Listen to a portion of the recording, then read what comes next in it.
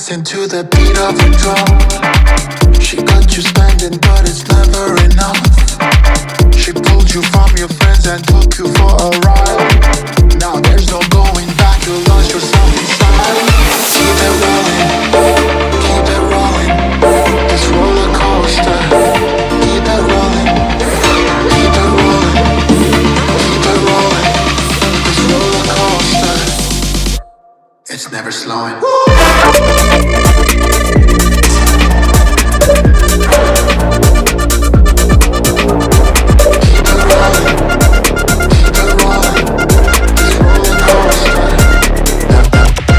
Slowing.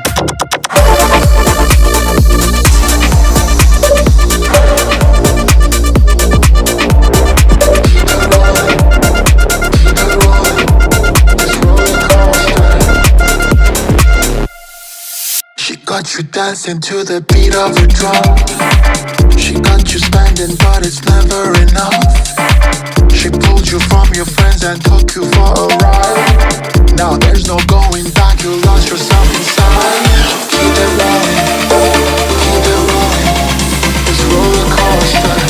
Keep it rolling, keep it rolling, keep it rolling, this roller coaster. It's never slowing.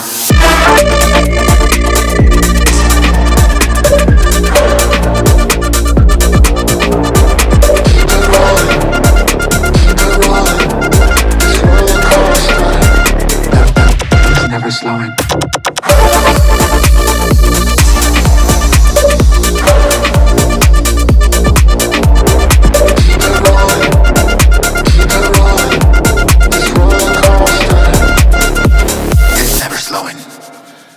Hello. And we are back with another edition of Live from the Studio. To be honest with you, I was not really feeling like streaming today, and I was like, these are the days where you are supposed to be online and stream. So here we are. I hope you're doing well. I hope everything is going good. I hope you've had a great week. It's Thursday right now, so you know what's so crazy? This past actually Saturday, I was at my friend's house, and I was actually I was actually making some steaks, and I got some hot oil like splashed in my face, and I burnt my lips, or my lip and my chin. It was almost like a 2nd-degree burn, I think. And but man, within like actually a couple of days, like it's actually fine now. So here we are. I look okay. I think I healed up pretty okay. We shall see in the next month how it is. But yeah. Hope you've had a good week. Hope you've had a great Thursday so far. Just been in the studio. I've been working on the next release, and I finally sent the song off to mastering, which is amazing. I will be playing it on live. Probably not today, not actually this time, but I'll play it next time. But today I was actually thinking I wanted to work on this idea. This is the voice note that we were. Nice.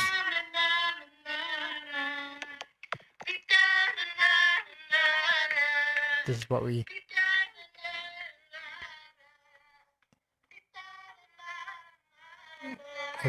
It's like a little nugget. So I want to send this to myself, and then see what comes of it. So yeah.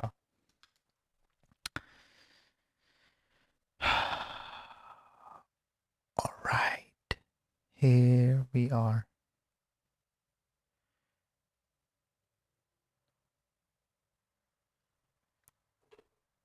I'm gonna airdrop that to myself right now. There you go. It's been airdropped. And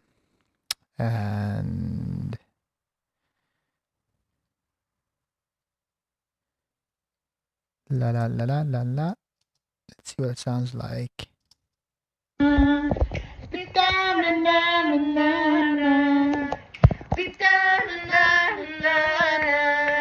That's cool. So what I'm gonna do is I'm gonna start a whole new session, and I think it's gonna be really fun. I have no idea what I'm gonna do with that, but that's the beauty of this thing, you know. It's like a blank canvas.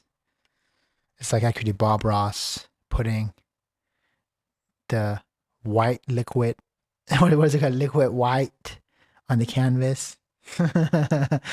uh, um,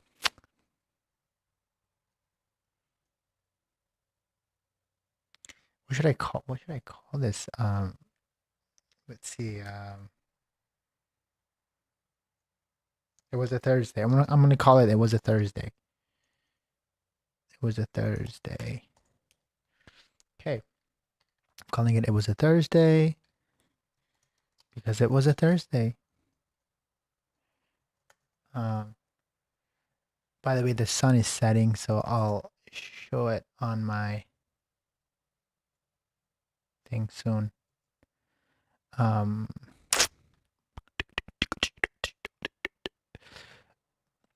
By the way, Raji Pro, hello. Do you have FL Studio? No, so I actually use Studio One. That's what I use. I like started out in Logic, but I switched to Studio One a few years ago because, you know, Logic has what is it called, the spinning wheel of death, just goes like this, and yeah. And Raj said, "Can you read the chat, bro?" Yes. And sorry, I'm still trying to figure this out because I am streaming on Twitch, Kick, and YouTube Shorts, which is this right here. And so I just saw your messages. So shout out to you. Please, do you have Fruity Loop Studios? Can you make a custom character with a FNF style, please? What is a FNF? What's FNF style? What is FNF? Actually, while you answer that, let me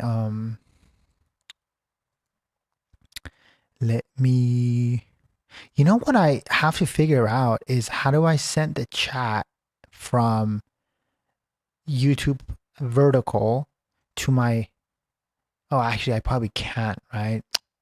Man. Oh, I can open it up here. Hold on one second. Let me see if I can open up a separate chat doc. A multi-chat, right? No, new camera. Can I open?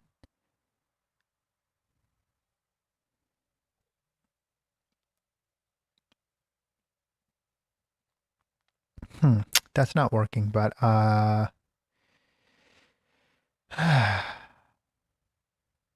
just have to check. I guess I just have to check the chat once in a while. But I'm not sure what actually FN, what is it? An FNF style. What is FNF? FNF style. I'm actually searching it right now. Ah.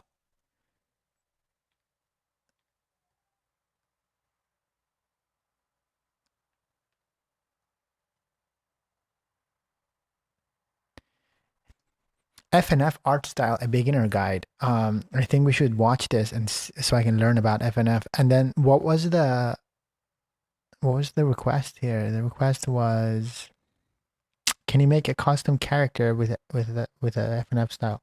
Like for me, like make like a Apshin FNF style. Is that what we're talking about? What are we talking about, Willis? But I actually do want to watch this and see what it is. Learn about FNF. I'm gonna switch that to here.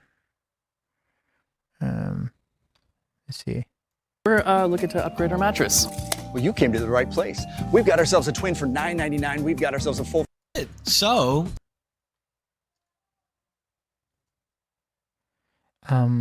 Also, let me see something here real quick.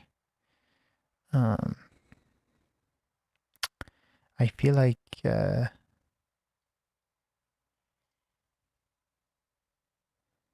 gotta reconnect.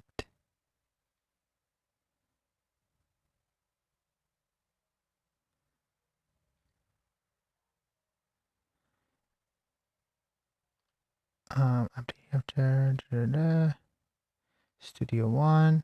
Okay, there you go. That's fresh. And then I also gotta, I think, reconnect this thing. Google Chrome. Okay, there you go. Now we can watch. Now we can watch this together and see what this is. in summary, FNF art style is very exaggerated and the emotions are put into poses and facial expressions. Everything is typically shaded or hatched in doodles unless it's colored. In that case, it uses hard coloring and outlining to shade. Alright. The bodies are unlike normal art rules, they're very pointy and stylized. Now, it's time for you to put all of this learning to work. Okay. I'm really a bar curve, make that. I just gotta. How you draw, I said. That's cool. But yeah, so now I know what FNF is, I guess. And I will ask ChatGPT to see if it can draw me. By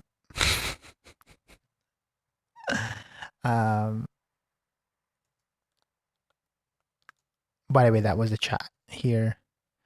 But yeah. FNF style. Now I know what FNF is. Kind of. I guess, let me before I close the thing on this, I want to see some FNF like characters. I mean, I'm not gonna lie. I should do an FNF style, Apshin. We should do one with like just my like bond, and we should do one with my space bonds. When I actually do my space bonds, that would be actually pretty cool. If anyone here is an FNF artist, let's do some Apshin FNF. That would be fire. That'd be cool. See, now I want to call this whatever, but it's possible. Maybe I'll just call this FNF. What does FNF stand for, by the way? FNF stand for. Let's see. What does FNF stand for? FNF style most commonly refers to the visual style of the rhythmic game. Yeah.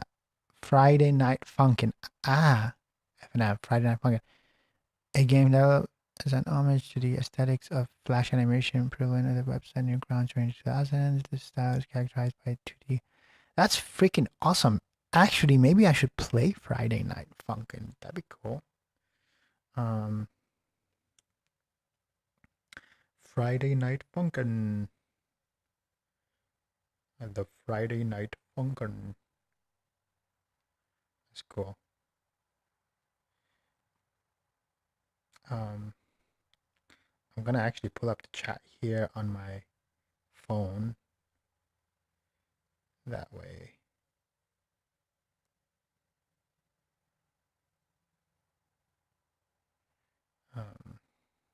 It's easier to follow along. In case there is someone who wants to talk. I had a dream. I wanted to have a stand. It's annoying, but whatever. Put this here for now. Just put it down here. Can turn that on too. That'd be fun. All right. Well, now that we know what FNF is, Friday Night Funkin'. Let's get to working on this new idea. It would be called to call it FNF. I'm not gonna lie, but for now, I'm calling it. It was a Thursday. And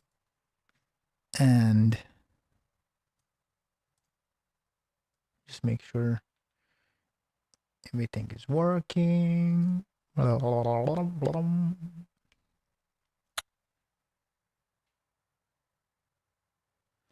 Okay. I feel like everything is working pretty good.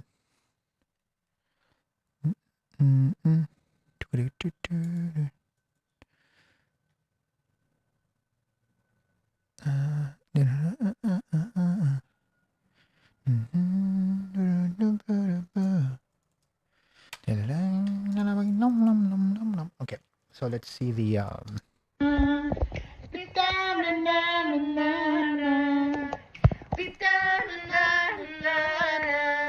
so what I'm doing is I'm actually tapping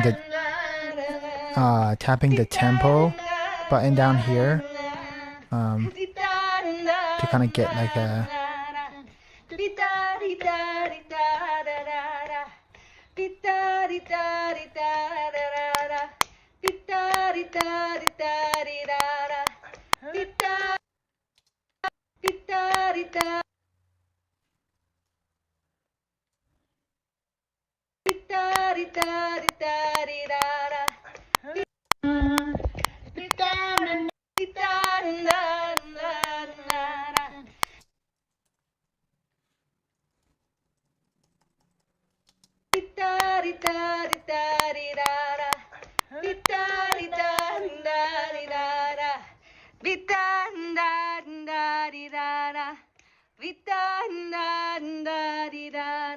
actually really like this.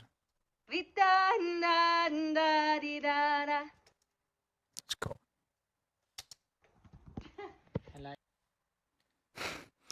Okay, let's see.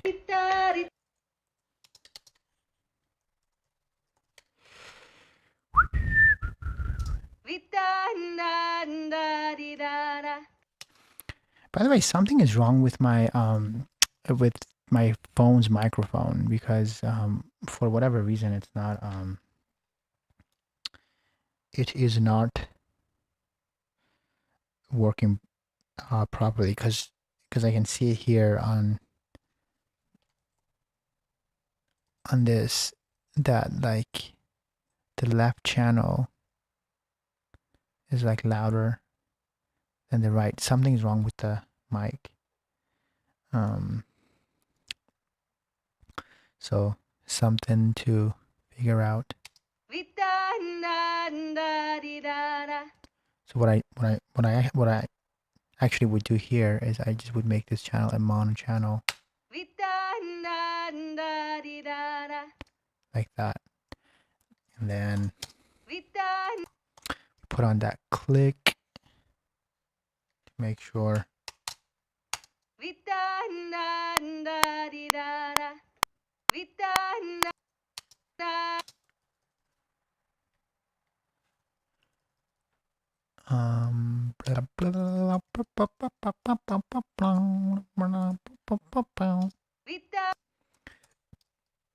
so basically it comes in on the like the downbeat, so it goes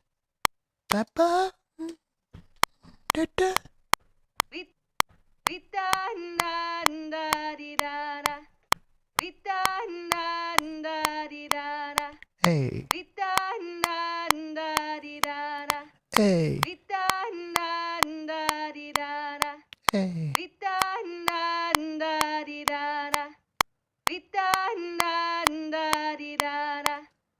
So that sounds good. Recorded with my iPhone, which has a broken microphone.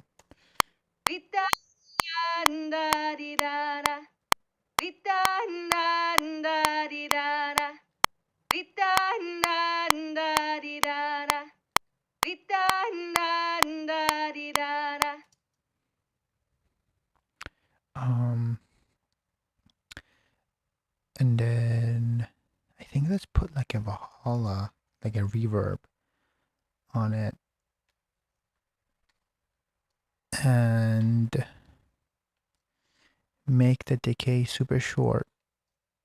Maybe the pre-delay here.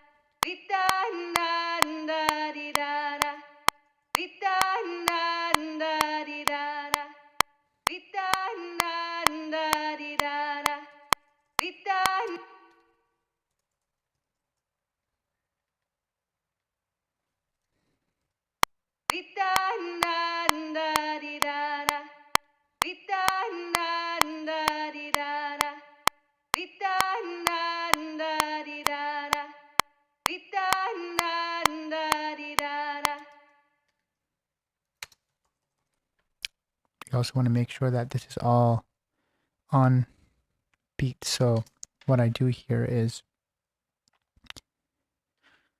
whatever, but also like it doesn't matter if you're in you know, Ableton, Fruity Loops, Logic, whatever that you're in, whatever that I'm doing here is pretty much it all can be done in all DAWs. So you just have to find your version of it, but it's all like very much universal. There's nothing like special within Studio One, at least, that you know, that won't let you do things like in you know, Fruity Loops or whatever.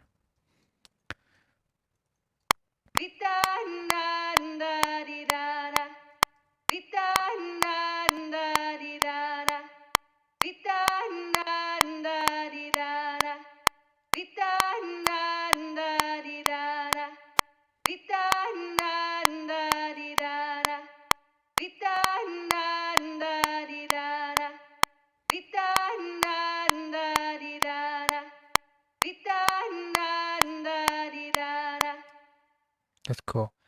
And then we can actually slap on an altar boy. If you don't know what this is like a pitch and a format plugin. As you can see, it says here, and it basically changes the pitch if you want, or like the format of the signal. So it can actually make it lower or higher.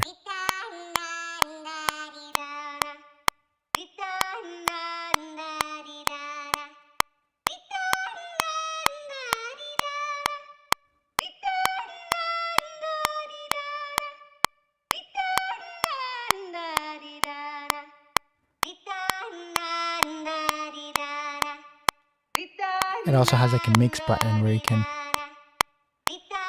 mix between the dry signal and the wet signal.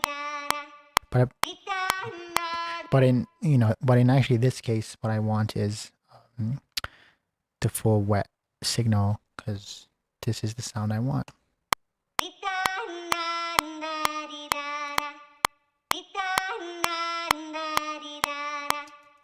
That's cool. And then what I do is, also let's actually compress it. The CL1B is an amazing compressor. If you ever want to compress any vocals or bass or whatever. It's a tricky one because it adds to the signal like right away, like with like the default setting. So you kind of have to learn how to use that without like overusing it. But it's a very powerful compressor. It's like it's basically a retro, like an industry standard compressor.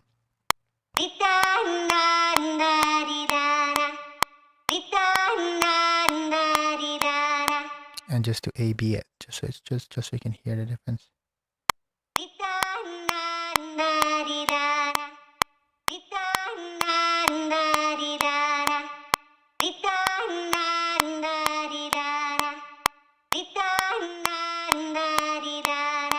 And then after that, what I will use is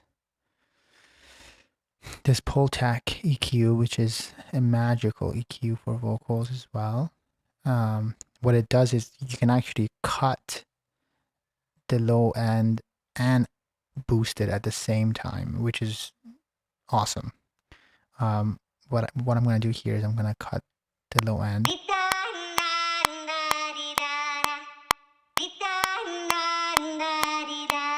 see it here? See, I just cut it and I can add it back in, which is a very cool, like this is the difference between, it's subtle, but you can hear.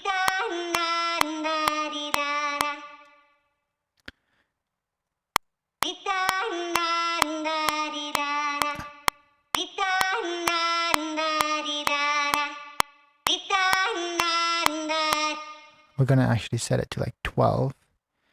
This is like 12K here, and then we're gonna boost it. So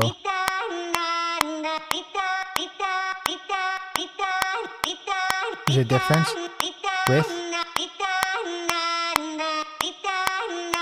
now without.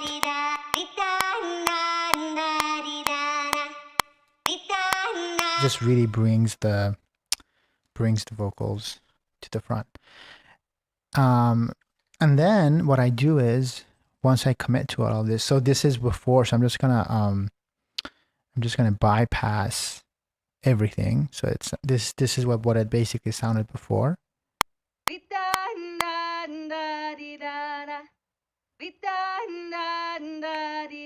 is what it sounds now.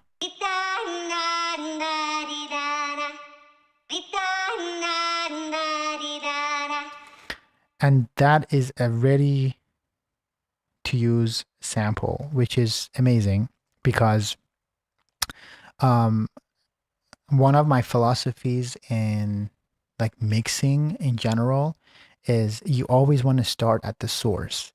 You know, like in like the old school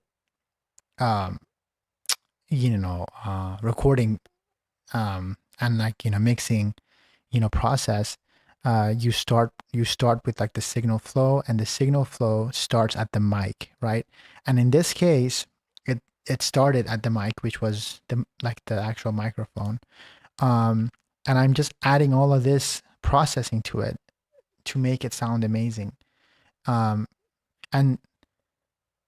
once I have something that I really, really like, then I'm going to actually commit to it, and I'm just going to do a bounce. So I'm just going to bounce this in place. And now, as you can see, we have a stereo, a beautifully crafted sample that sounds like this.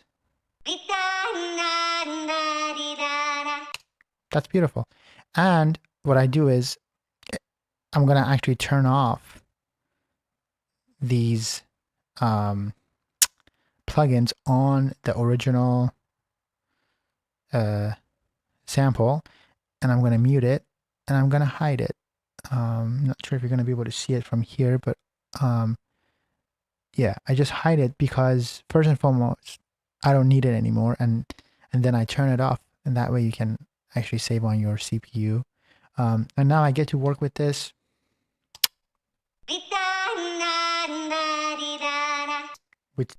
Which sounds amazing. It's like splice ready is basically what I like to call it.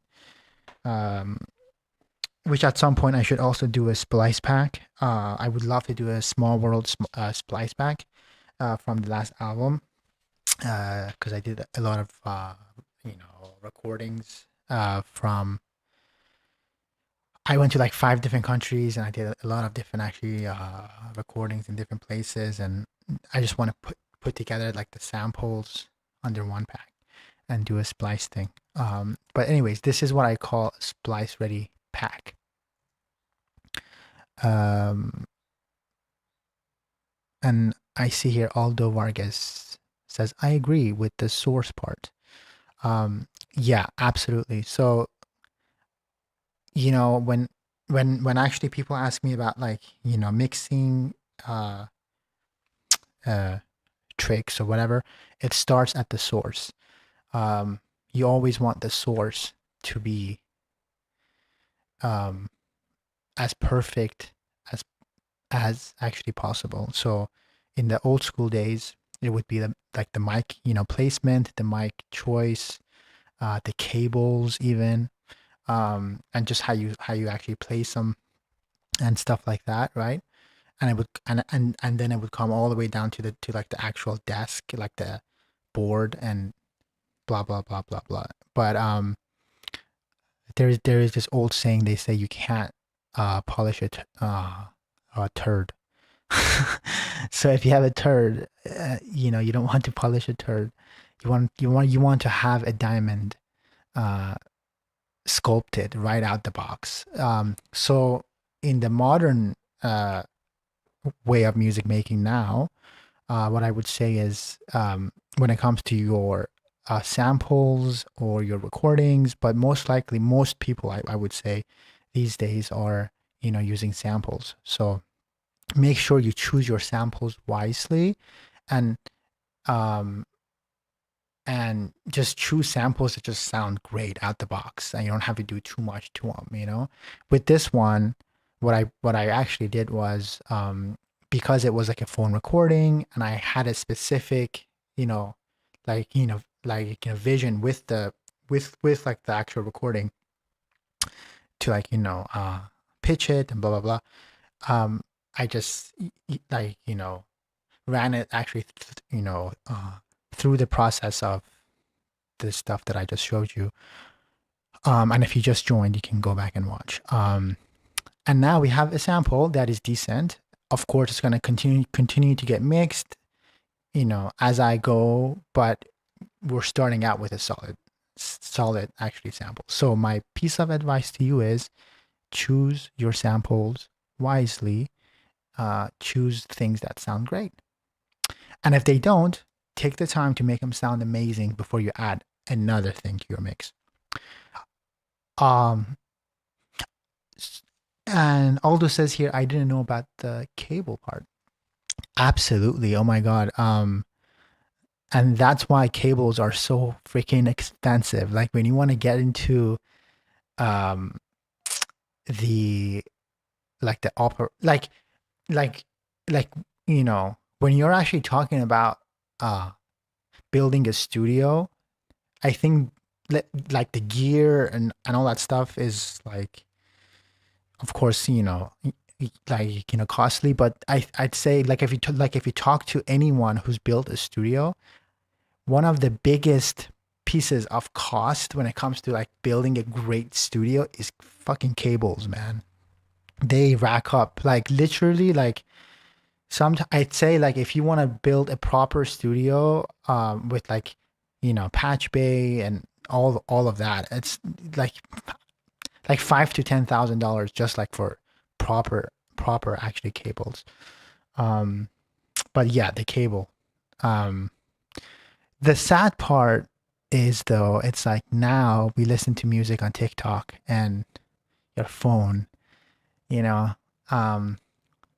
does it really matter, but this is just really actually coming from like an audio nerd like me, like I love sonics, I love audio, I've gone to school for this, I have actually dedicated my life to this thing, so I love it. I love the high quality stuff. But but at the end of the day, like, it doesn't matter if you have a good good actually cable or not, as long as your like, music is fire, then. But like, once you do have the means to buy like really really good cables, like, I would say absolutely invest in great cables, because first and foremost, they last forever, and then they also give you a cleaner signal. Well, to be specific, the vocal. Thank you. I like the sample. Yeah. We were just like messing around. This is my girl Evo on the vocal, who is also going to be on the next single, which I'm so excited about to show you guys. But anyway, so what we're doing here is we have this sample now. And we're going to add shit to it.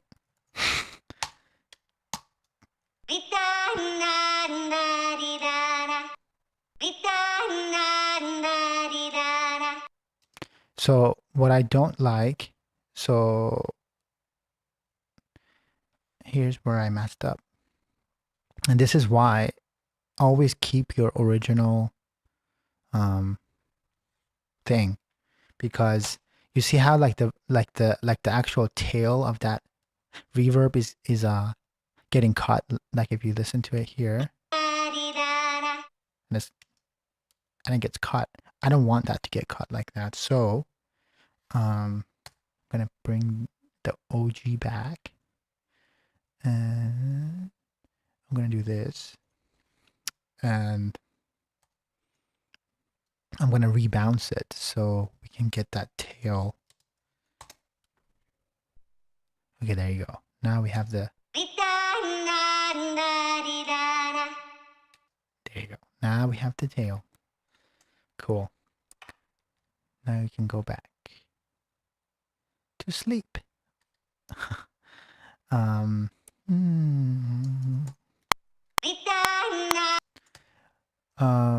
Also, sometimes with the UAD stuff, with the UAD plugins, there's like a delay. Not a delay, but like a latency thing that happens.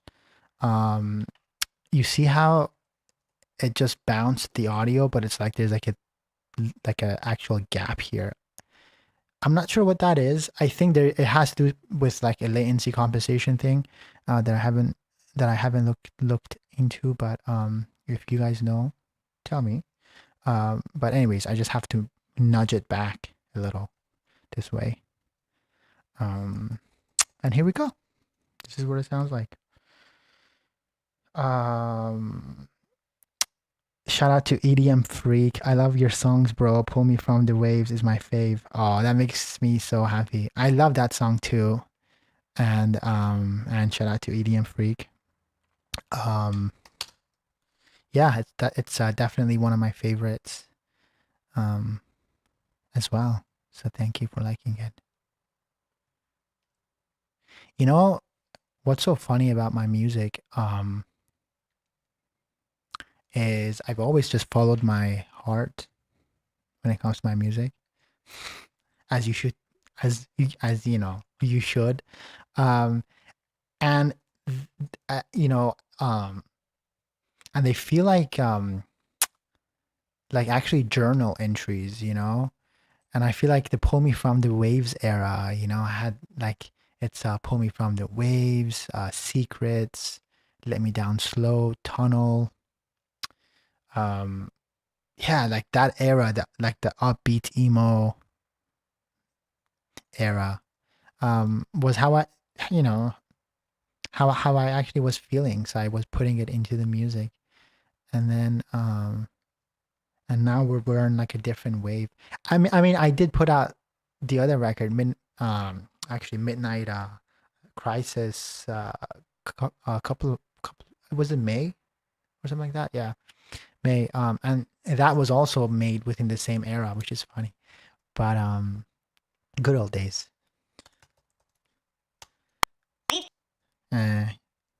Shout out to you for liking Pull Me From the Waves.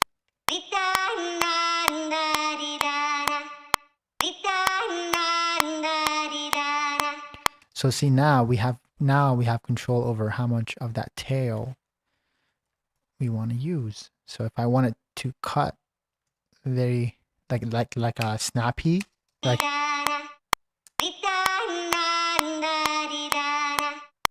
or I can have an option. You know what I mean? It's all about having options. But the whole thing with actually bouncing your audios, with whatever that you are working, this is like the old, like the old actually Beatles way, because back in the day they just had, they only had actually 4 tracks to actually, like, record to. So they just had to commit to the thing that they had. So say they would have to record like the bass and the guitar like on the same actually, like, tracks. So once it was baked in, like there's no, like, you had to commit to the sound, to the levels. So what actually that really actually does it, is it really actually makes you be extremely decisive in the studio and really commit. When you have too many options in the studio, you will never finish anything. So just do it, commit to it, and do it the Beatles way, and just bounce it in place. And then, yeah, that's my way. Maybe it's the Afshin way. It's called committing and just going for it.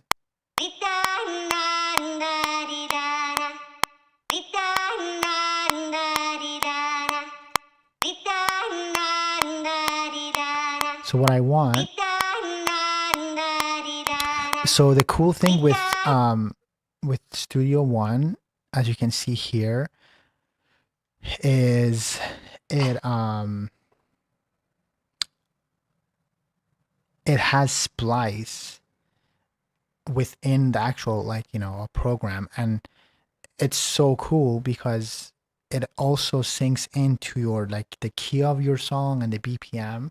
It makes it so much easier to search for samples. So I don't know if actually other DAWs have that, but with like Studio One, you actually have that, which is an amazing option.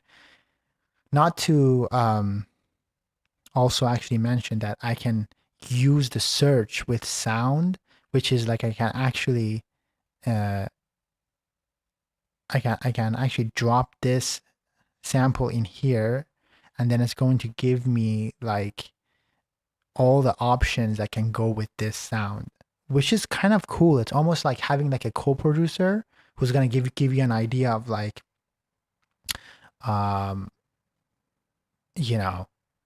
here's this sound or that sound. It's cool. That's one thing I don't know if other DAWs have adopted just yet. I don't know yet.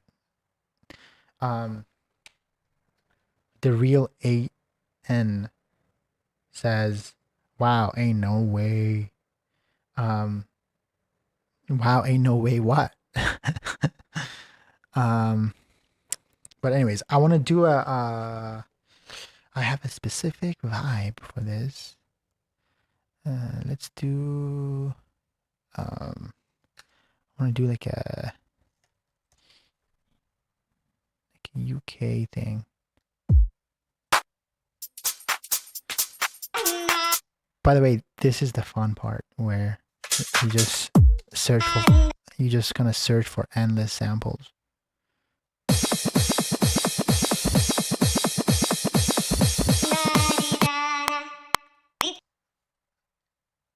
That's turned up. I like.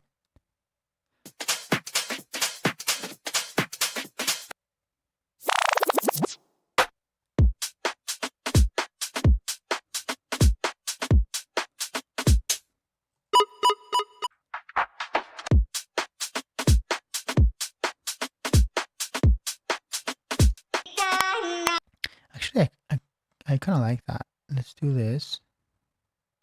And you see, it matches your BPM. This one is at 132. Actually, I'm gonna change the BPM of the session to 132. So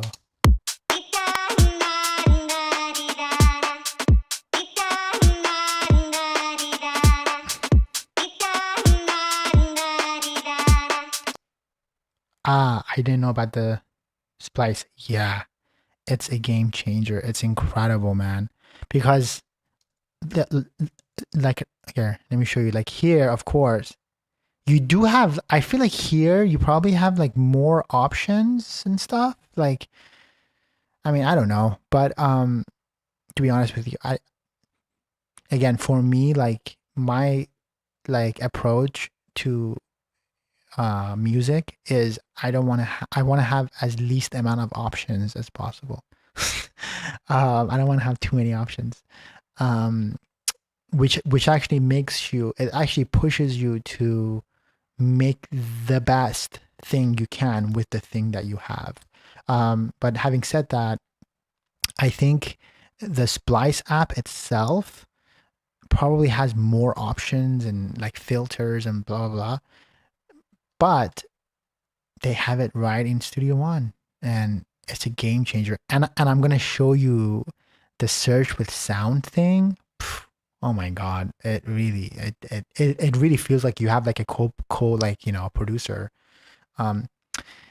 Again, there is some mixed feelings with it, because when you are, you know, going down the rabbit hole of like a Splice, you it's almost like you just go down and you kind of crate dig, you know what I mean? Like you just go and, you know, find that sample of what, whatever. With this, it's more like kind of a curated thing that really matches the vibe that you are actually working on. It's cool. It's a good option. Again, I think it's just all about what you do with what you have. But what we have here right now so far is this.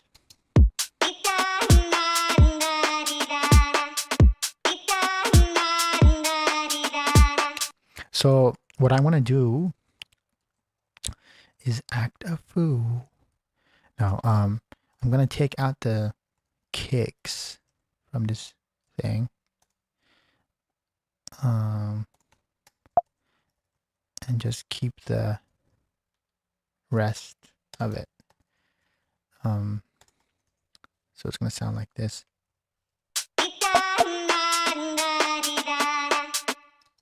That's cool.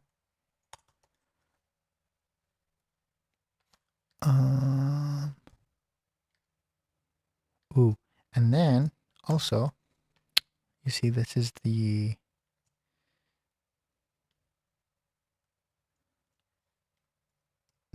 snare sound. I'm going to put it on a separate track. Ooh, also what they have in Studio One is the stem separation. Holy shit. It's amazing. Especially like if you're trying to do like a quick, like a bootleg or like a mashup or whatever. Oh my god, man, like it's amazing. But also with like stuff like this, it's really really good. Or say if you find like a sample, and if you're trying to just have like just like the vocal from that sample, or I don't know, whatever, like the bass line, you can actually do like the separate, like the stem separation feature. Studio One is an amazing software, and I'm not even getting paid to actually say that. I genuinely love Studio One. I think it's a great software. I wish I was getting paid from Studio One. That would have been nice, but amazing. So now we just have the hat. Ooh, I misspoke. There's more than the hat. There's this too.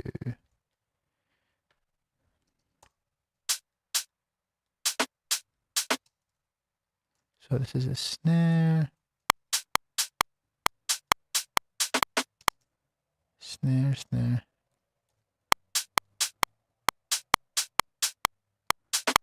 Ooh, okay, cool. Cool. Now I have the snares.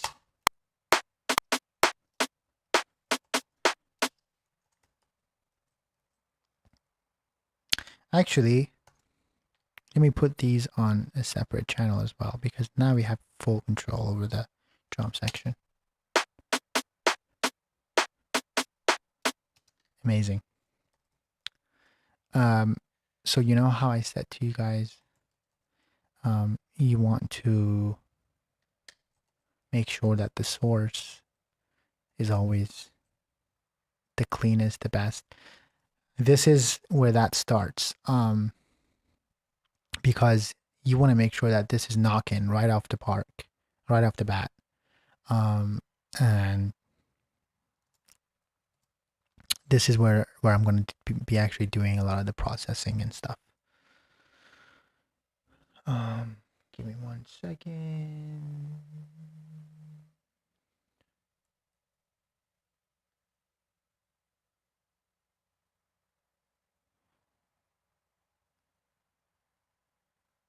Oh, did the light die? Oh, now it's gonna be so dark. Man, my key light just died. That's okay though. It is what it is. How's this picture? Is the picture okay?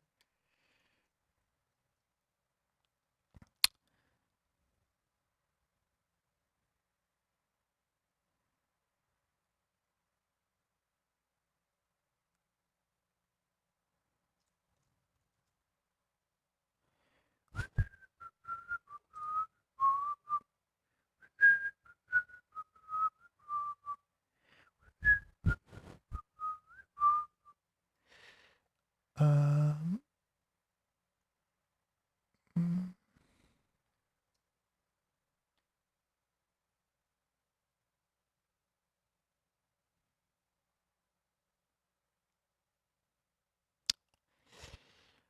Although, or I guess I'm just getting to the chat. Let me see what you were saying. I like the sample. I do specific. The struggle was real. Pro Tools got a new update. I think it's cool. What is the new update with Pro Tools? Man, I love Pro Tools. I'm not gonna, knock actually Pro Tools, but they're just way behind when it comes to like. They're just yeah, they are a great they are great with like audio and like recording, but with all the new like state of the art, like the whatever, I don't know, they're just so slow. It took them forever to have like offline bounce, if you can actually believe that. It's crazy. You had to real-time bounce everything for the longest time. I haven't used Studio One ever, not saying I wouldn't try it. I thought it was Logic, to be honest. LOL. You know what's so funny? The best thing about Studio One is it does look like Logic. It also looks like a little bit like, Cubase. They have taken from all the great DAWs and just put everything together. And the best part is too, like half the battle when it comes to like, switching, like, DAWs is your actually key, like, commands. Like that's half the battle. With Studio One, they like, let you bring your own. So you can actually import whatever that you're used to and it will work, which is amazing. With like, Pro Tools, you just can't actually do that. Same with like, Ableton or Fruity Loops. I have never used Fruity Loops, but I don't think you just can't. The lighting is actually better. Okay, cool. Fire. Pro Tools got spliced now. Oh, cool. That's good. That's amazing. It makes perfect sense. I mean, if you are a DAW and if you don't have splice, like actually integrated within your ecosystem, like what are we doing? Okay, the lighting is cool like this. I like that. It's kind of moodier. It's a vibe. Um, Amazing. Okay, let's go back to this situation. Let's go back to the source. The source.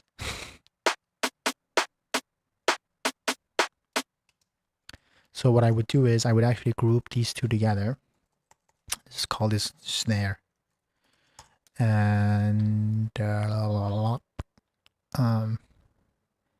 then we go right away to this beautiful little baby called Q2, and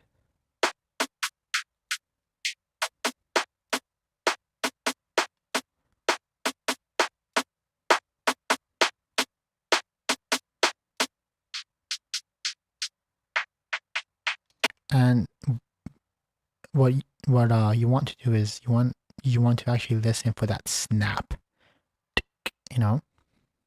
So that's why we're sweeping.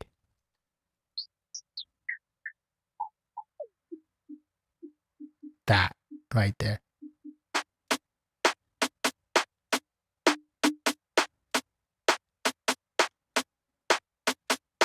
We're gonna notch that out. We're gonna give it a little bit of a bite.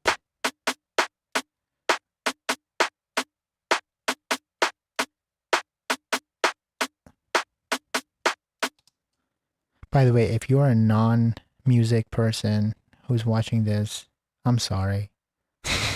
I don't know how fascinating this is, but it's fascinating to me.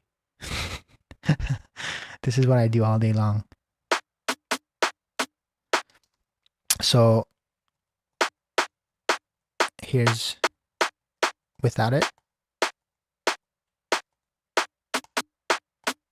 We just made it a little bit more refined. And then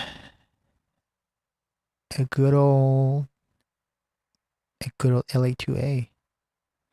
The trusty LA2A. If you haven't used this compressor before, again, it's one of the OG compressors. Everyone uses this. And what I love about this is it's literally just like two knobs. You don't have to think about it too hard. Basically, this is how much it's going to reduce the peaks, and this is the gain. So if you put it to 0, for example, both to 0, it does nothing. You can't hear anything. You have to turn up the gain. But see, like the cool thing with this actually compressor, right off the box, like right at the box, right at the gate, it does something. So if you turn up the gain, you're gonna start hearing, of course, more loudness, but also there's more color. You hear? Then you want to reduce that peak so it hits like that, and then you want maybe a little bit more bite. So before, after, just has a bit more bite. And now I'm also going to completely take off the plugin. So this is before, and this is after. It's louder, but also it's bitier. And what I can do is I can also turn it down here.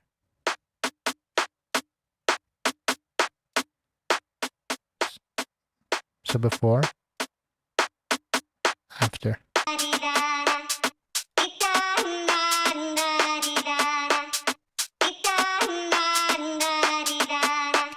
So that's the snare, and then for the hat, we do the same. Just cut all the lows off.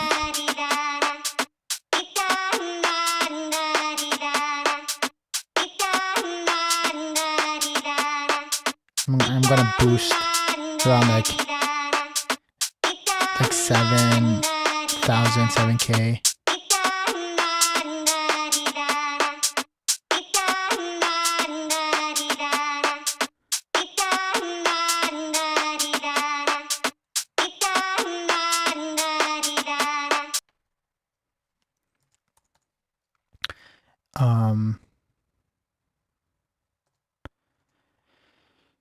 And then let's look for a nice like a tech house kind of kick vibes, like a tech housey kick. Ooh, see?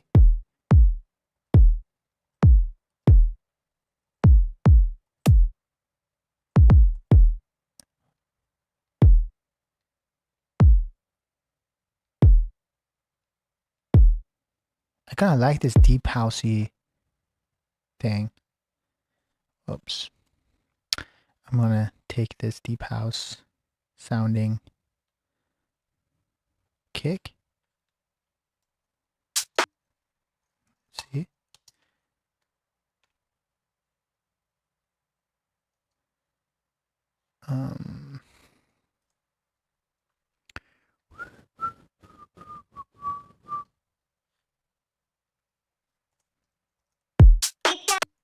Also, one of the things that I like to do always, and I encourage you to do the same, is just zoom in. Just always zoom in, zoom in, zoom in on your kick and everything else, and make sure that it starts at the zero crossing.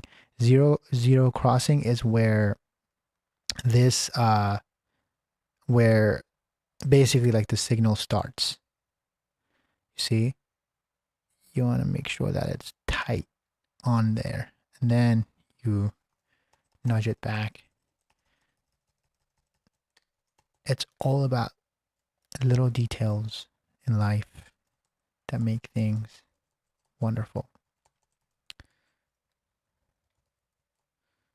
And again, all these little details, like they like really add up, you know, at the end. And then you're like, wow, my mix sounds amazing. Well, because the source was right. That was for kick you chose gives UMF. UMF. What's UMF? Like Ultra Music Festival? Is that UMF?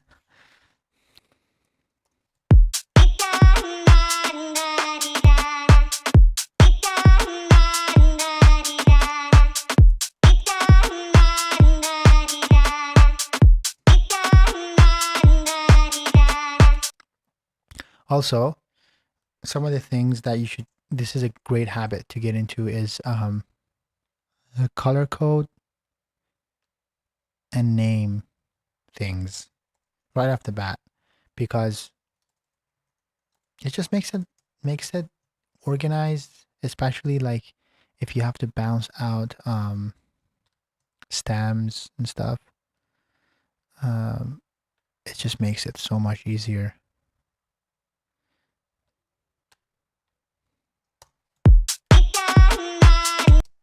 It's also satisfying, you know. Okay, that kick is very boomy, which is nice. That's what we want.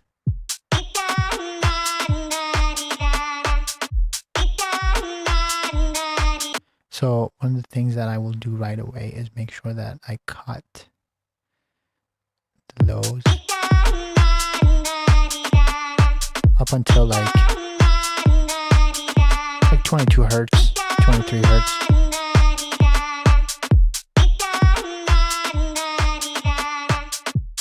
And then what I want to find is also the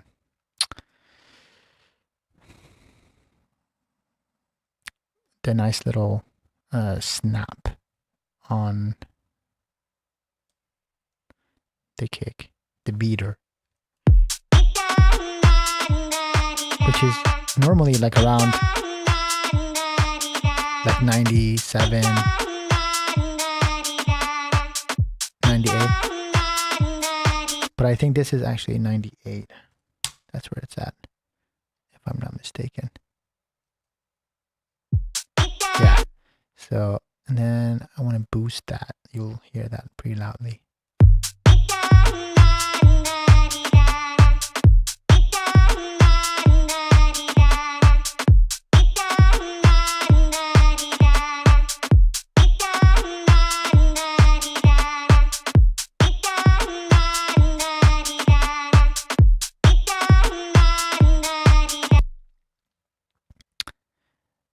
When it comes to like mixing and sculpting, it's all about adding and taking away, adding and taking away. It's a nice dance, you know.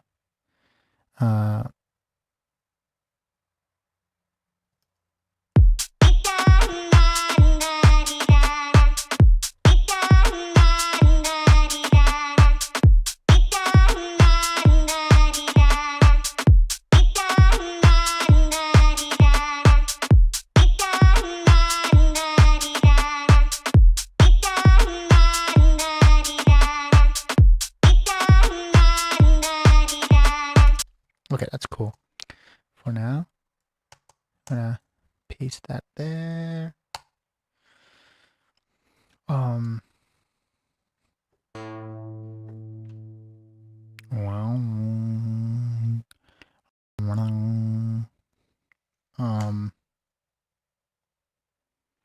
Ooh, do you know what I want? I don't know if it's weird, but I want to do something extremely corny, but cool. Let me see if I can find it first.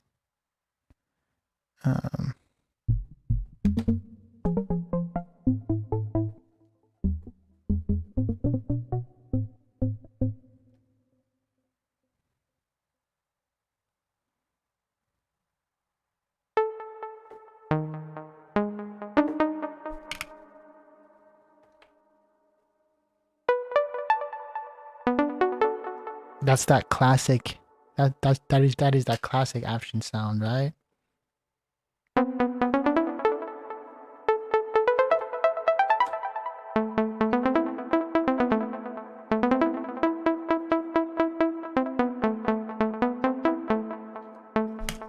That's pretty cool.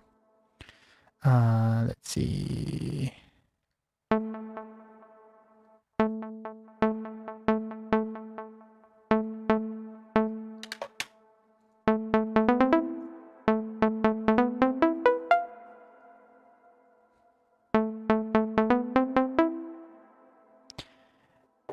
How are those Pioneer headphones? Really good? To be honest with you, yes. Especially because they're like literally meant for DJing. Yeah, it's great. It's great. I mean, I basically use these on the road. And since I started doing the streams, I was like, let me just bust these out. I think this is great. So I can just hear the music like nice and loud in my ears the way I like to hear them. Almost if I'm DJing or something, you know. So I don't even know what the what key are we in? What key are we in?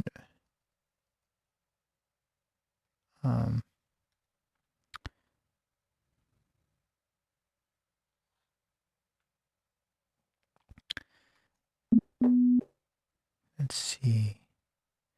Let's bust out the piano for a second.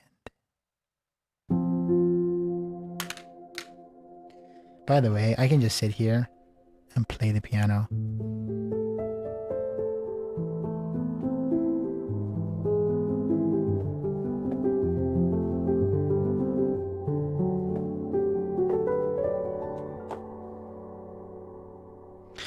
All day long.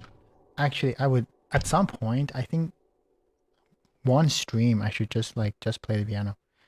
How do I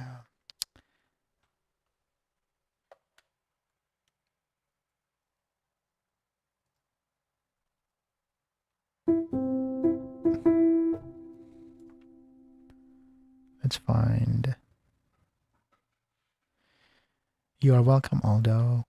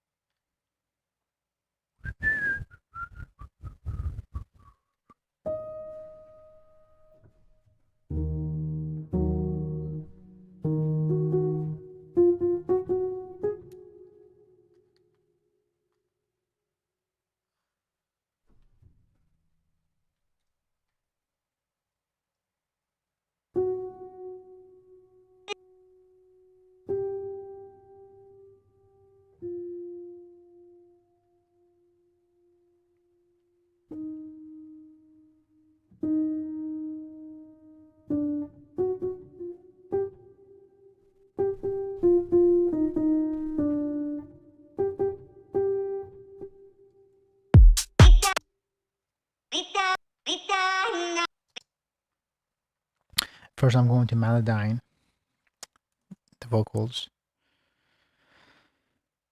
so it sounds good.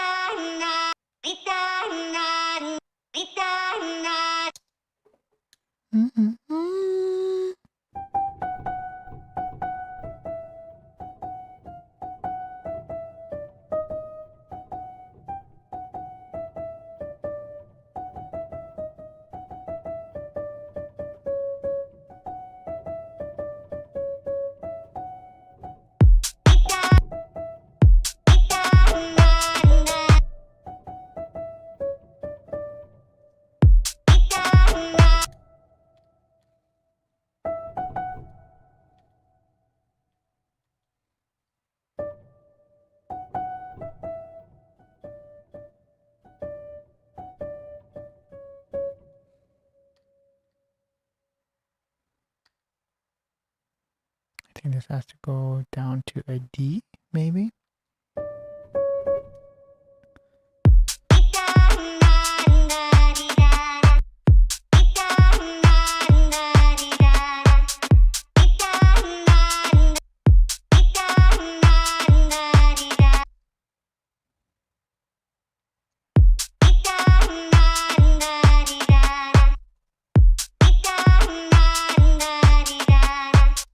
That's cool.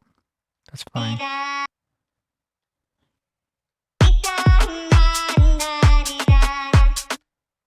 Before it was like this.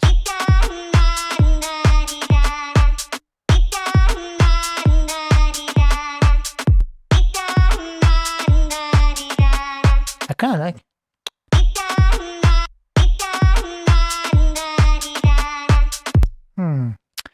I kind of like that better than the other thing. Sometimes you just sit here and do this for like 50,000 hours, and then it's like, oh, I actually like the other thing better.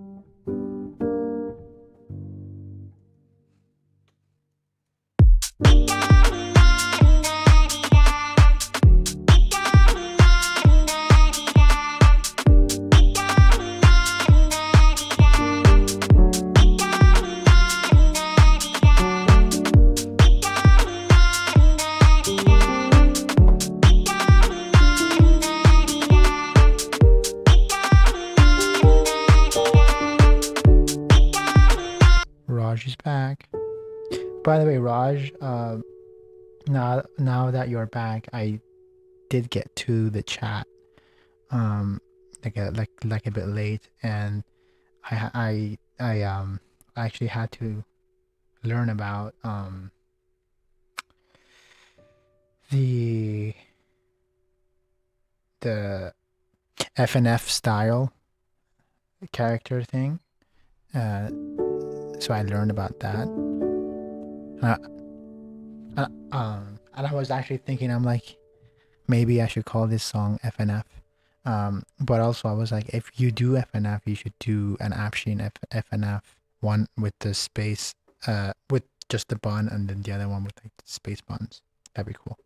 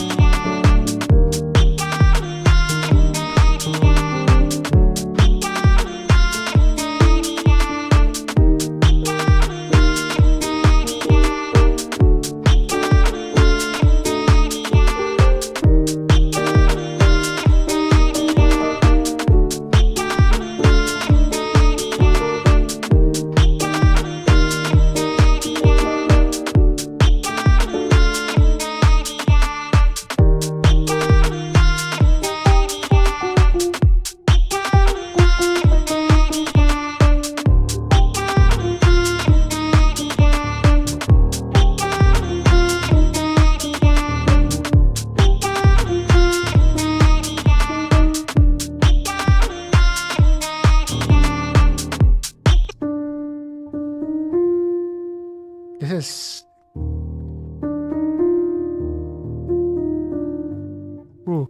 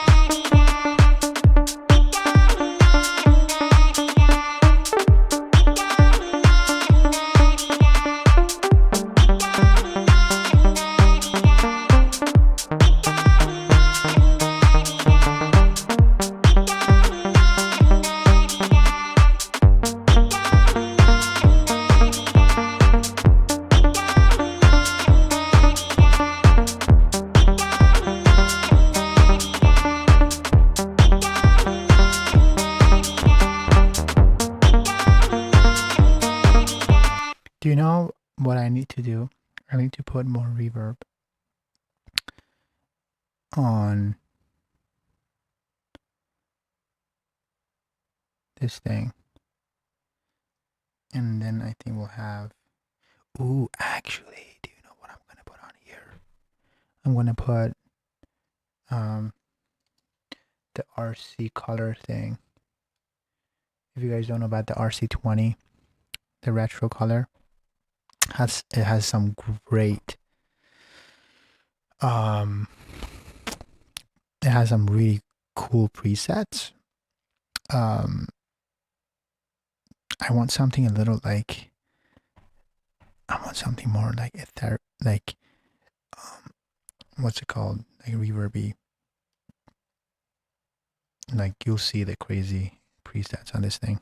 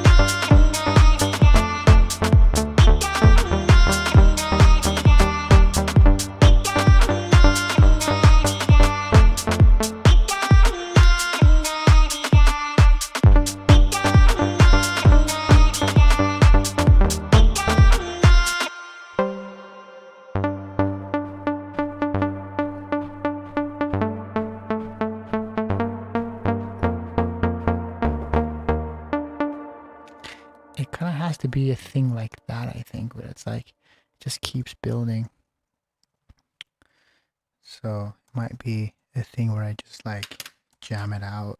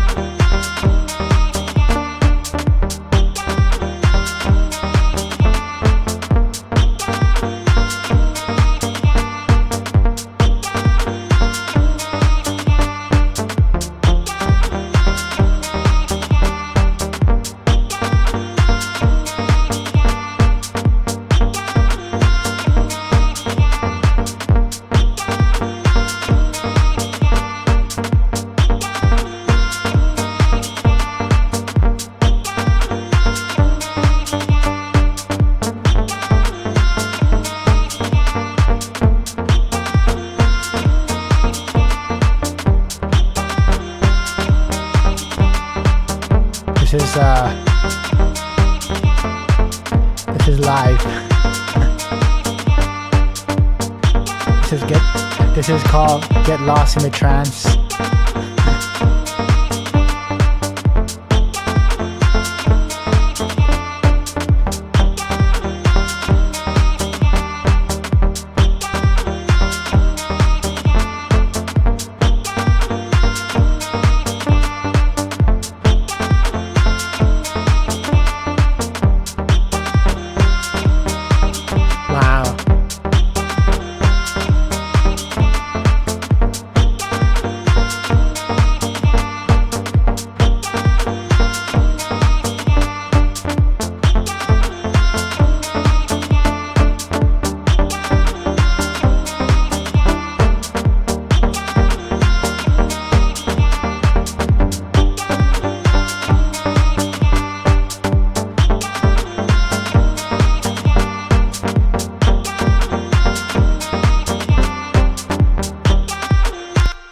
oh, that there is like a moment where it just feels like, whoa, feels cool.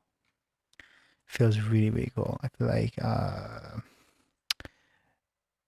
what I'm gonna do is take out the kick here and just let the thing build.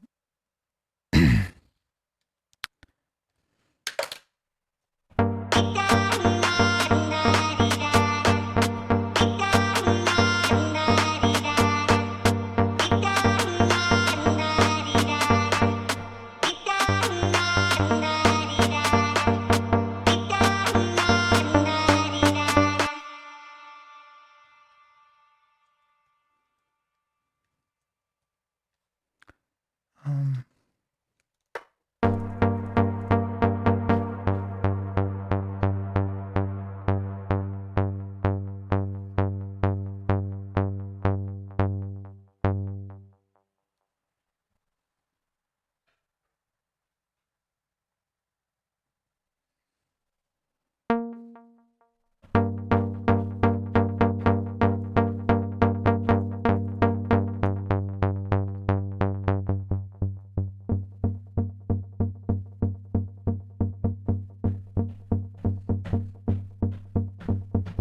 That's nice.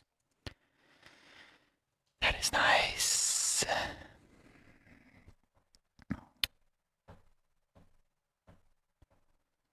Da, da, da, da, da, da, da, da, da.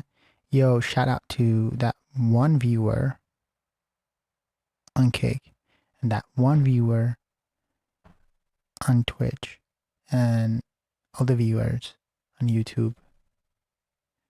Thanks for being here.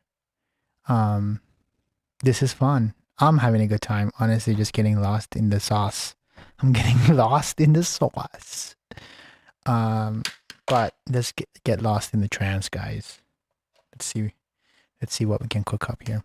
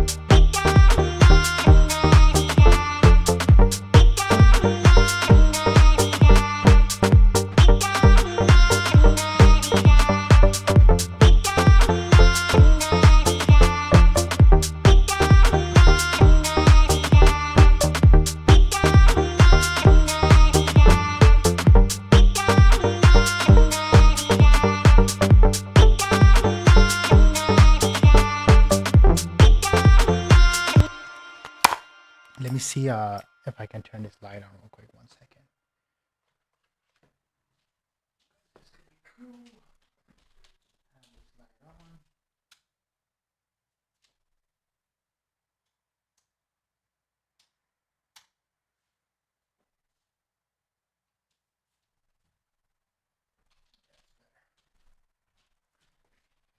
I don't know if it makes a difference, but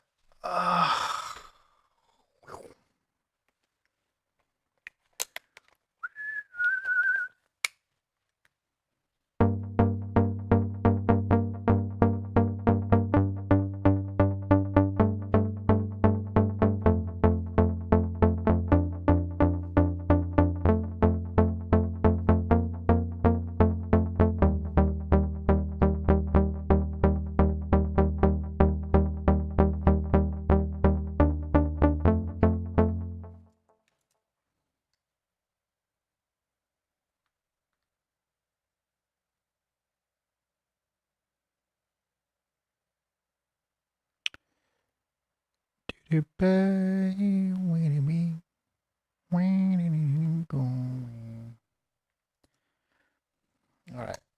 How long have I been streaming for, by the way? How long has this thing been going on? Oh, it started 100 minutes ago. 100 minutes. What is that, an hour and 40 minutes? Something like that?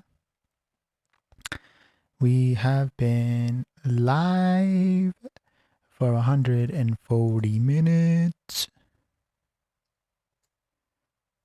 And if you've been following along, well, that makes you cool. That makes you chill. But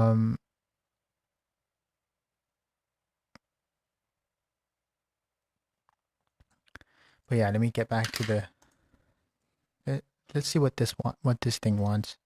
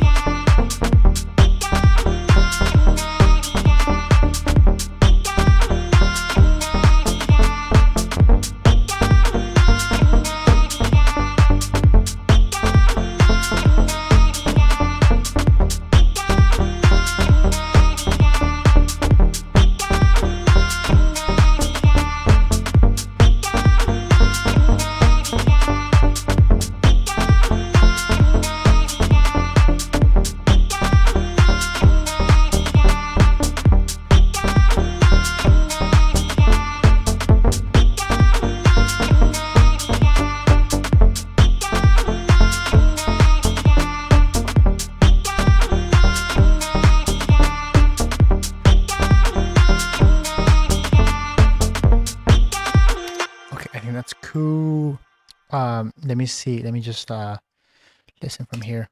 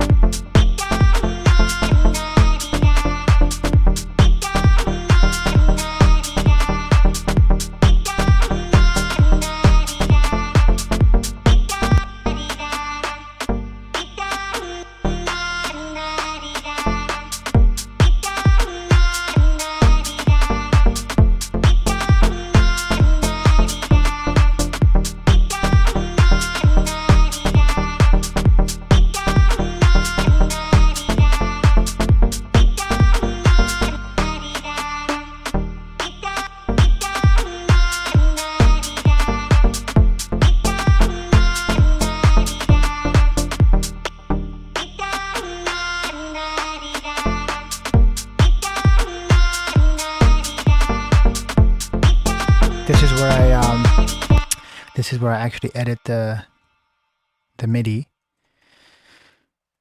And just find the thing that I like, whatever I played. Let me just do a quick stretch.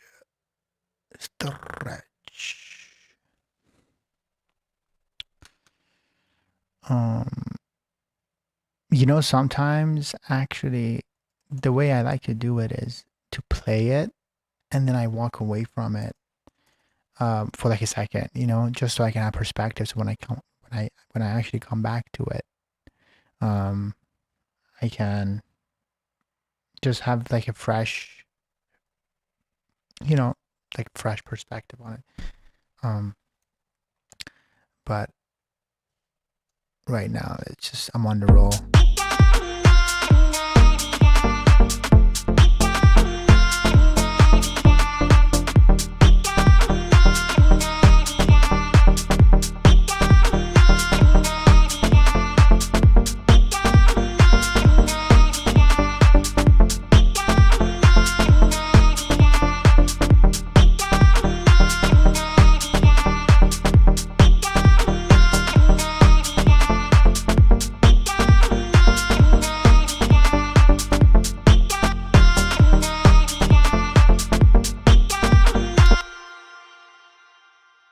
That's cool.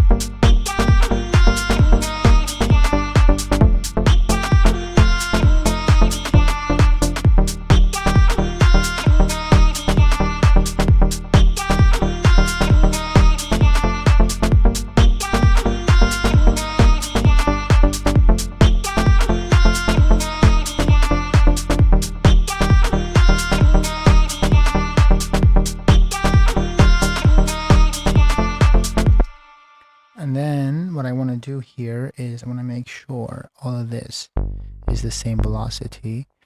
And then there's a bit of a swing on here.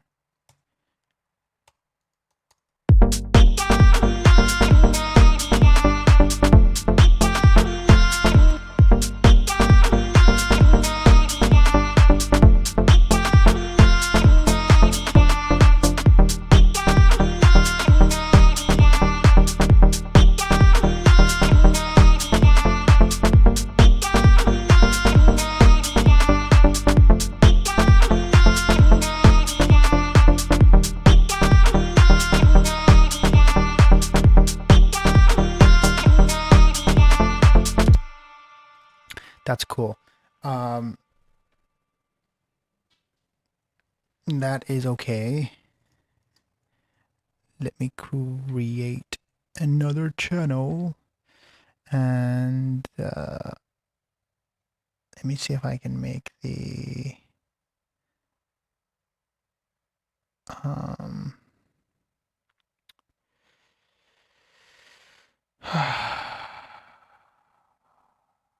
ooh, what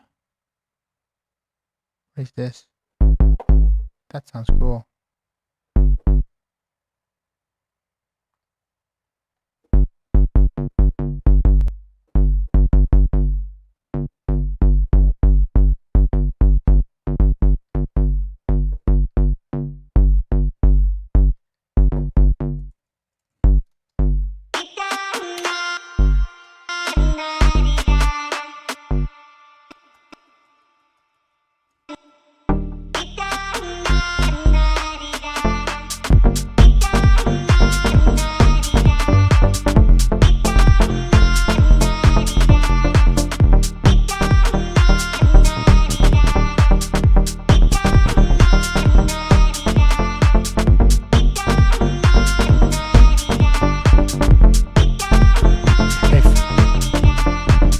If you're just joining the stream, hello. And if you have been here this whole time, hello. Ooh. That's cool. That's cool.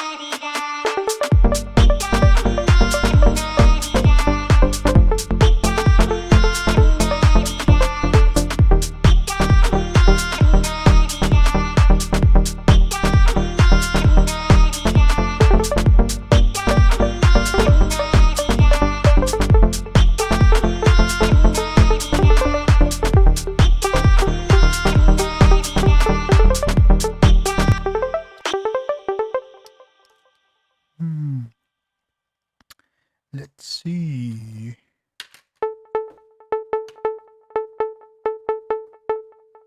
Maybe more reverb on this.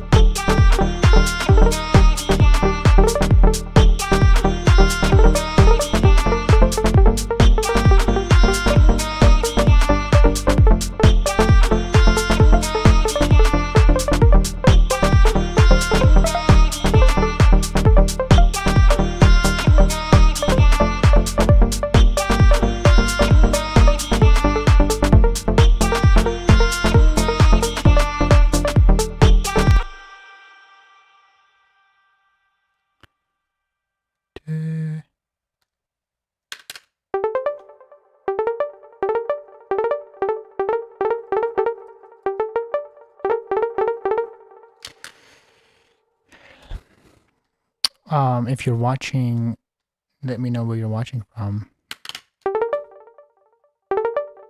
Also, if this just actually popped up on your feed, welcome to the cave. Or to the... We should actually come up with a name for this.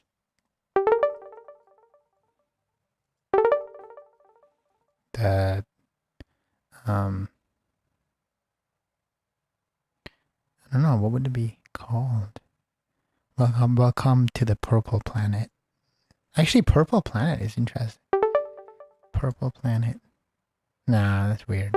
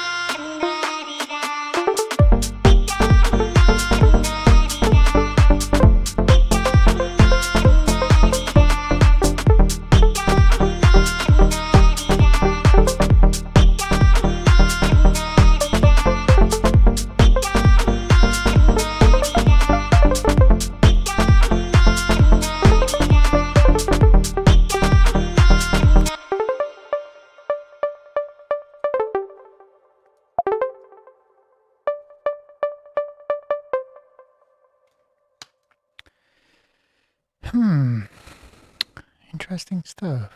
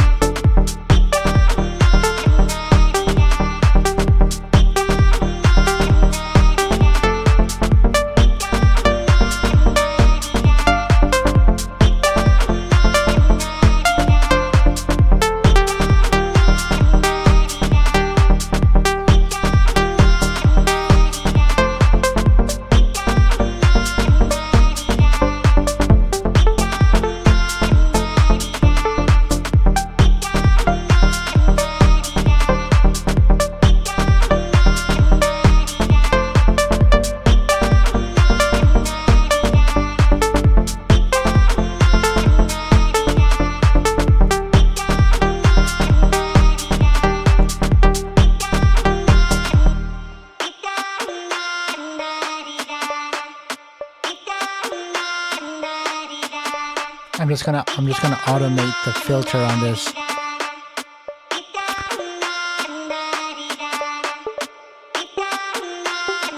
Just raising up the cutoff filter. Those notes will change, but I'm just gonna capture the feeling since we're here.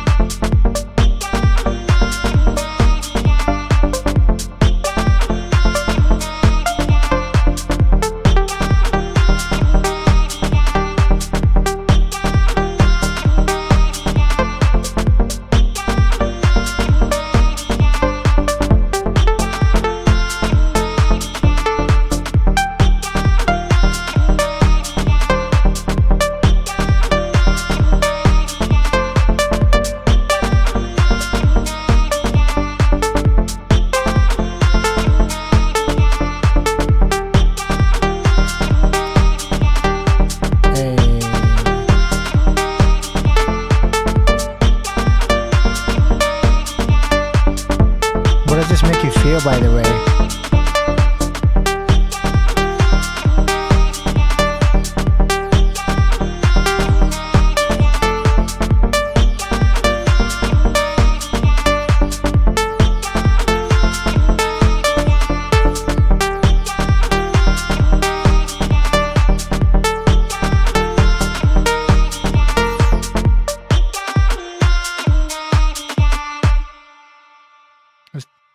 kind of interesting.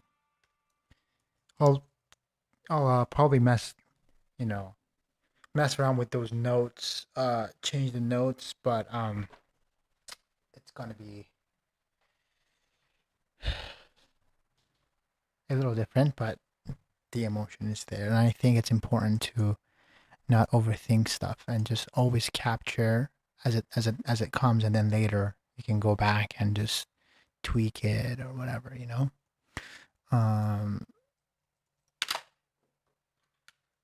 But it's fun to just kind of play around and see what comes.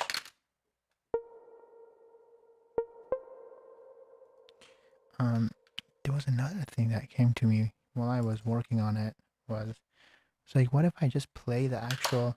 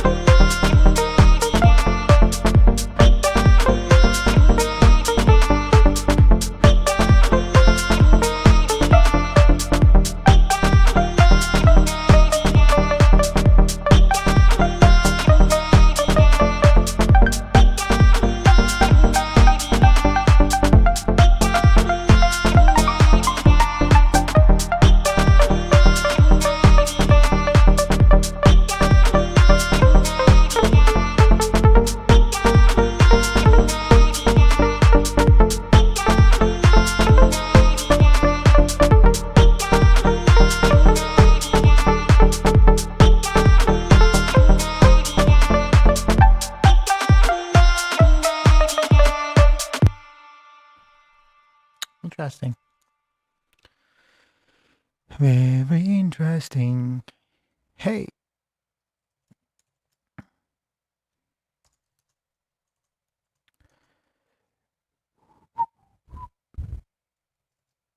Um.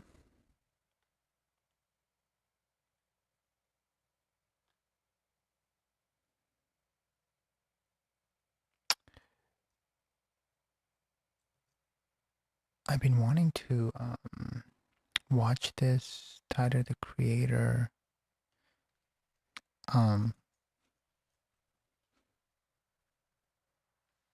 Apple Music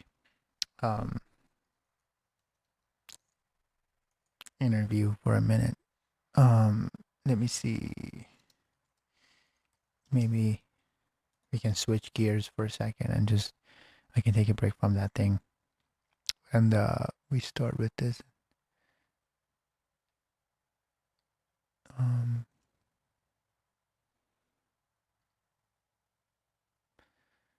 I've been wanting to watch this for a minute. Let's see.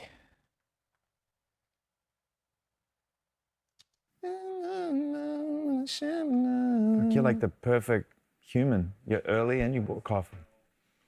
Yeah, I'm an early bird. And I was like, just like fucking waiting. So I was just like, I'm gonna just come early and just see what's up. What is Hey, is this starting? yeah, Oh, why the fuck y'all niggas ain't say nothing? because Okay. I don't know when Ain't nothing gonna change. I don't know what a start and an end is anymore, to be honest with you at this point. And I feel like whenever I see you, we pick up where we left off to some degree, but there's a lot of stuff has happened since the last time we did this in front of a camera. That's for fucking sure. Yeah, I haven't seen you in so long, since 2017. It might Yeah, have that's been, like, yeah. Whenever By the it way, was, I've 18, never 17.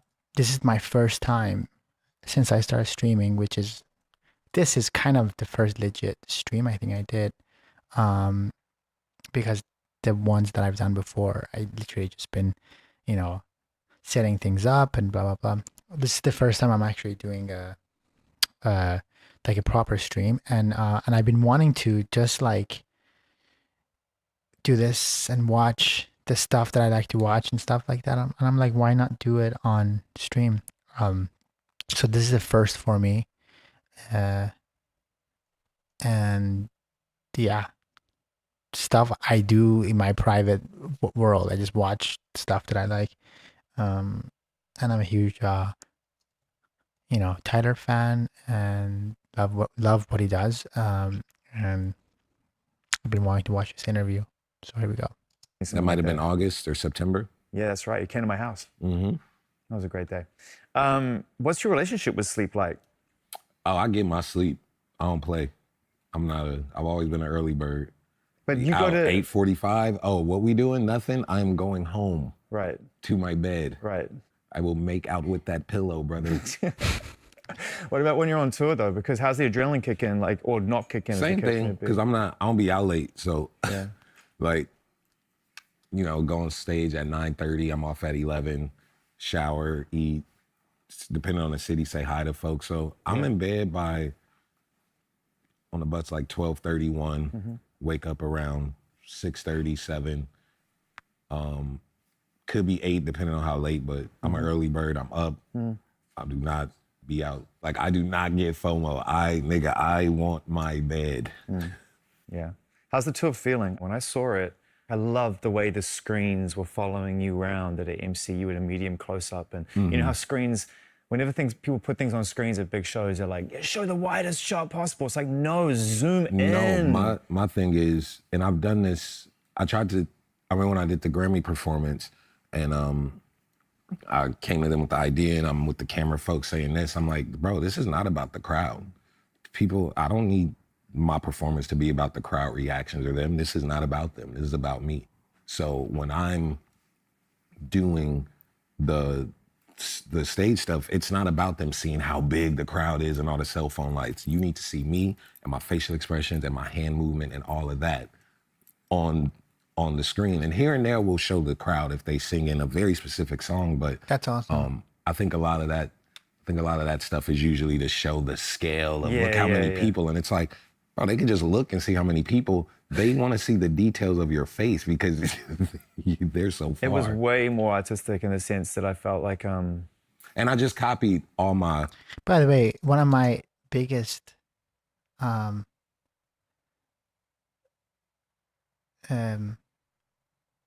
guess biggest dreams sounds a little bit too like dramatic. Biggest dreams, but I'd love to talk to Zayn about my music at some point. And that's been a dream. That is a big dream I've had. So manifesting that.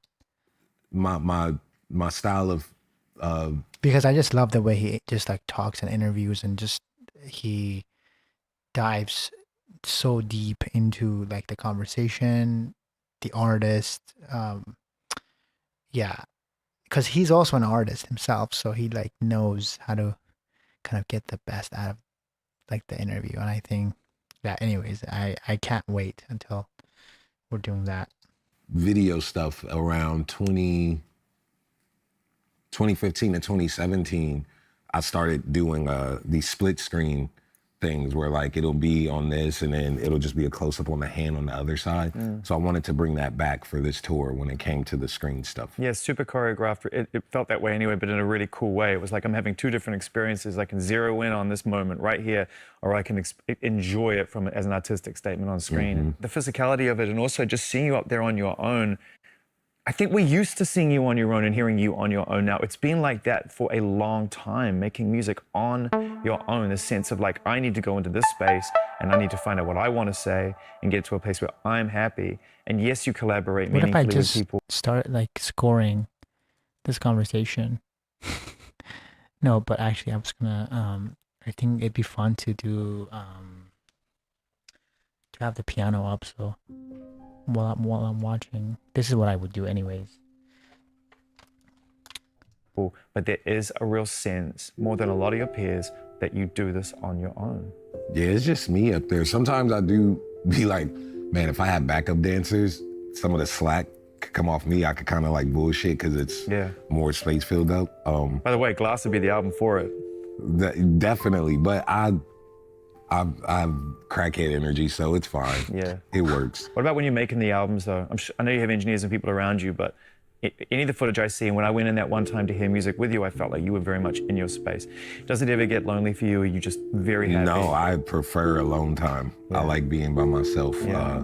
You're a loner, right? In a lot of ways. I mean, not really. It's one of my ex-girlfriends said I had only child energy.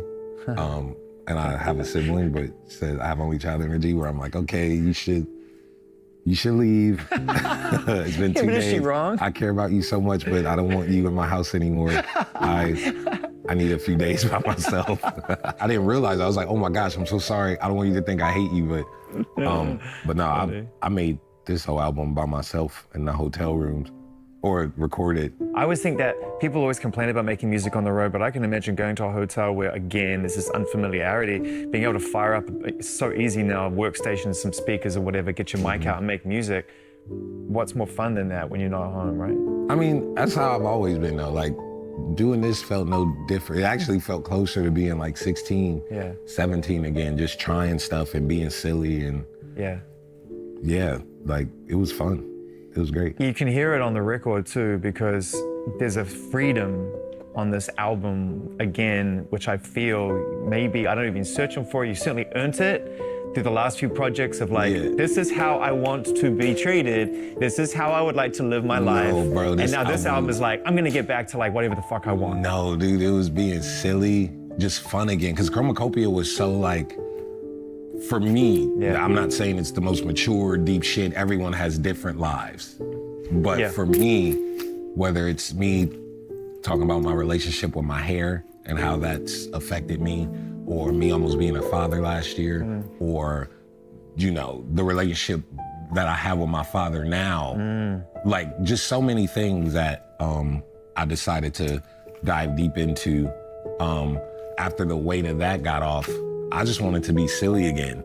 And if you listen to like the end of Ratata and the end of Noid and Summer Sticky and even I Hope You Find Your Way Home verse, just my like low-key my LA accent just really popped in through there. And I was just being silly, just having fun again. And I was like, oh, for this, man, I just want to get back to that no deep album cuts, no slow emotional shit, no fucking, this is where I just want to be fun and say outrageous shit and say shit that, inside jokes that me and my friends laugh at, and just talk big fly shit. Like that was the goal. That was the main 100% goal. Like I keep, on there I keep saying, get your funky ass in that tub, bitch. I keep saying that because it's this, funny video on Instagram I found of this little girl playing with her doll saying it. And it's the funniest thing to me. And I'm like, oh, that spirit was the base of the early stuff that I made. And it was just fun doing that again and not trying to be good and precious and make the most innovative music. Like, bro, over it. No intros, no outros, no bridges. Get to the fucking point, get to the hook.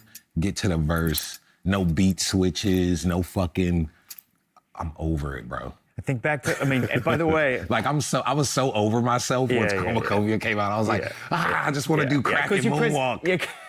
Because when you press play on Tap the Glass, you're like, is he talking to me? Maybe he's talking to himself. Maybe he's having a conversation with himself, like saying, stick to the program here. Don't fall into that. Like if I just... No, fuck that. It was, bro, I had so much freedom making this shit. I was like, I want the beats to have 4 sounds, drums, bass, a synth, whatever the main chord is. I don't want no 5-minute, 6-minute thing. Which was how it was back in the day because that's the only...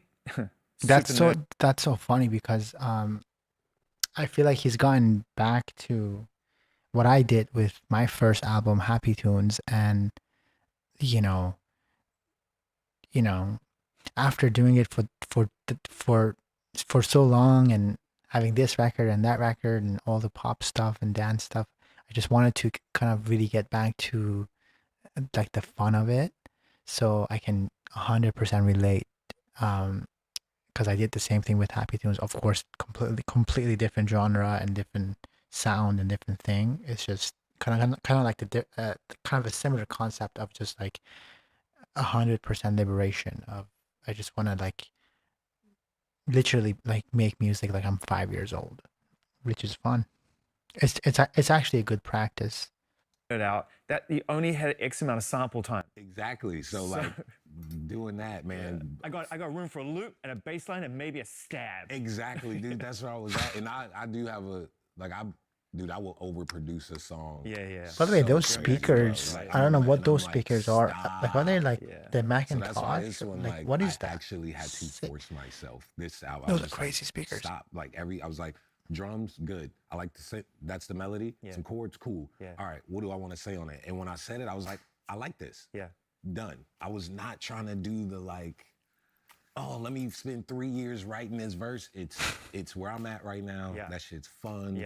And it's silly again. That's where my spirit is at. And nigga, I want to wear leather and fucking gyrate. So I used to think I was Usher when I was 7 years old. Like that My Way album. Want to was my wear shit. So, like, leather I really and know gyrate? how to dance. So if you look at the I Fucking Hate You video, how I'm moving and stuff, and then like it's this random Loiter Squad clip. We in Seattle and I'm like shirtless in my boxers and I'm doing these moves.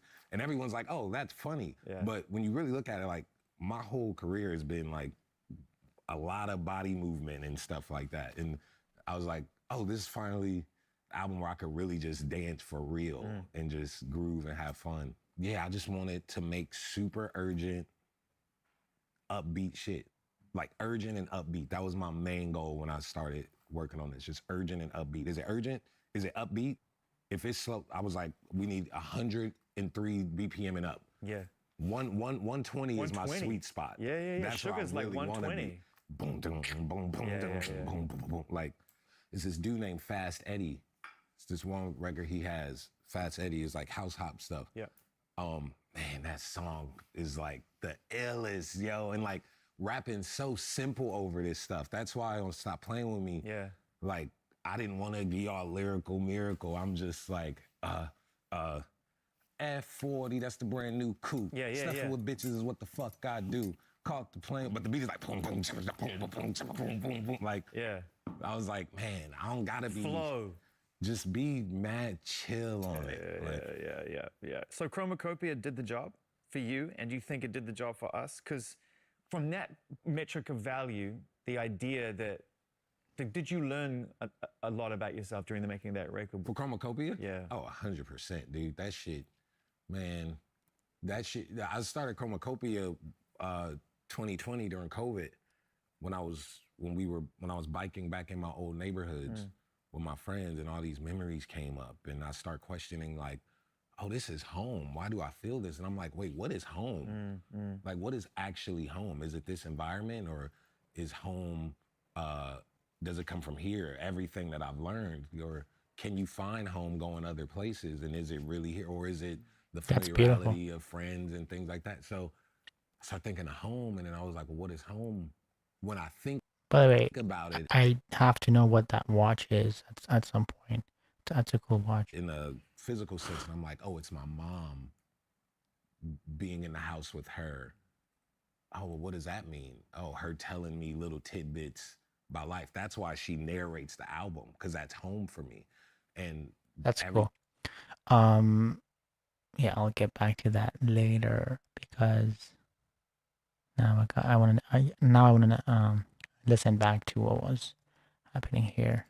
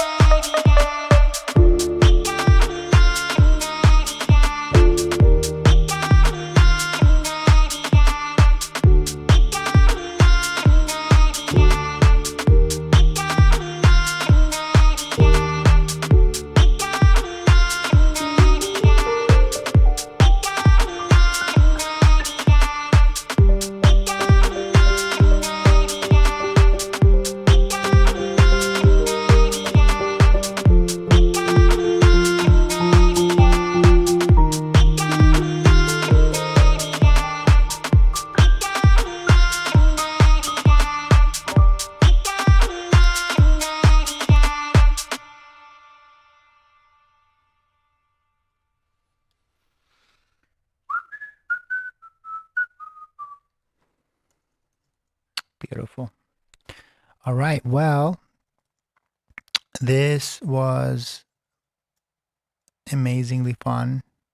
And I will come back maybe tomorrow. Who knows? Who knows? I'll come back tomorrow and visit this one, visit the other one that we did the other time, the other night. And yeah, if you haven't sub, liked, and all that stuff, please do. And tell a friend to tell a friend to tell a friend. And let's also come up with a name for this. I don't know what this is. this place. That like a beat cave or something. I don't know. It'd be cool. But until next time, take care of yourself, and then I'll talk to you later. Bye.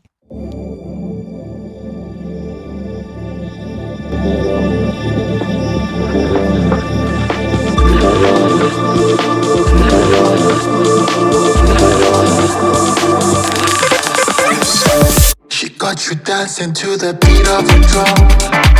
She got you spending, but it's never enough. She pulled you from your friends and took you for a ride. Now there's no going back, you lost yourself inside. Keep it rolling, keep it rolling. This roller coaster. Keep it rolling, keep it rolling, keep it rolling. This roller coaster. It's never slowing.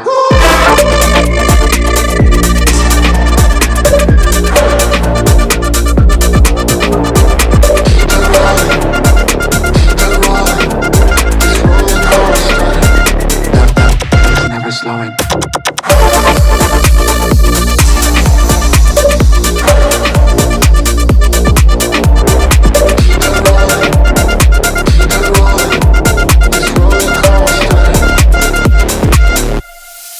She got you dancing to the beat of a drum. She got you spending, but it's never enough.